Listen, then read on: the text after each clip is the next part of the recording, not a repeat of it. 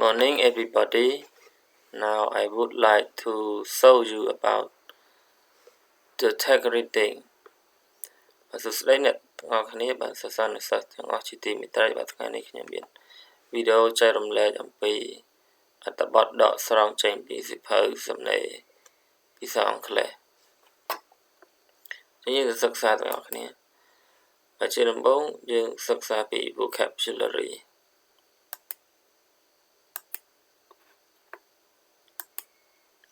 Liberal market ទីផ្សារសេរី Challenge ការបង្កហេតុការបដិសេធការដាក់កំហិតការប្រកួត Requirement តម្រូវការការសុំពាក្យសុំ Hold at ចាប់នៅរក្សានៅ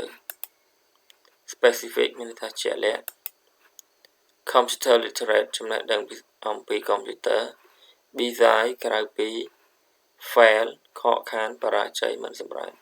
Themselves ខ្លួនពួកគេ Opportunity ឱកាស Ability លទ្ធភាព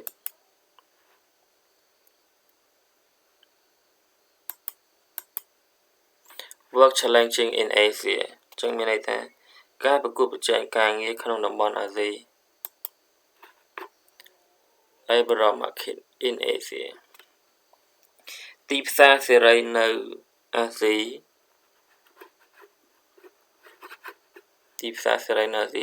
បាទពិតជាមានលក្ខណៈទូលំទូលាយណាស់ប៉ុន្តែមនុស្សជាច្រើនត្រូវតែធ្វើការប្រកួតប្រជែងគ្នាខ្លាំងទៅលើកិច្ចការរបស់ពួកគេបាទនេះគឺដោយសារតែហេតុផលមួយចំនួន The job requirement បាទតម្រូវការការងាររបស់មុខរបរគឺ very high គឺខ្ពស់ខ្លាំងណាស់ People who can get a better job មនុស្សដែលអាចទទួលបានការងារល្អប្រសើរត្រូវតែមានឬក៏កាន់នៅកម្រិត master យ៉ាងហោចណាស់ជាមួយនឹងជំនាញច្បាស់លាស់ Also ថែមទាំង they must be computer literate ថែមទាំងពួកគេត្រូវតែមានចំណេះដឹងផ្នែកកុំព្យូទ័រ Most of the official job ភាគច្រើននៃកិច្ចការ office ការិយាល័យ need much with computer ត្រូវការខ្លាំងជាមួយនឹងកុំព្យូទ័រ skill នឹងជំនាញកុំព្យូទ័រ Besides បាទក្រៅពី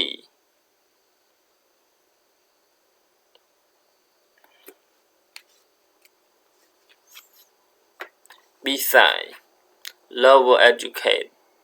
ក្រៅពីមនុស្សដែលមានចំណេះដឹងតិចតួច fail to be the staff out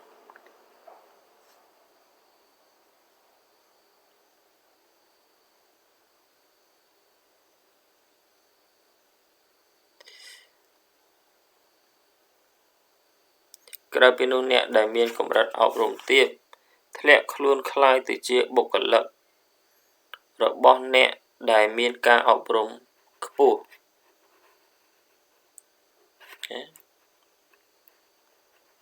High educated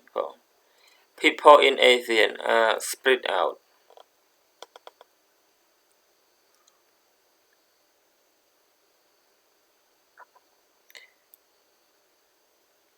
ប្រជាជនក្នុងប្រទេសអាស៊ីធ្វើដំណើរទៅគ្រប់ប្រទេសទាំងអស់នៅក្នុងអាស៊ានដូច្នេះហើយពួកគេនឹងមានការប្រកួតប្រជែង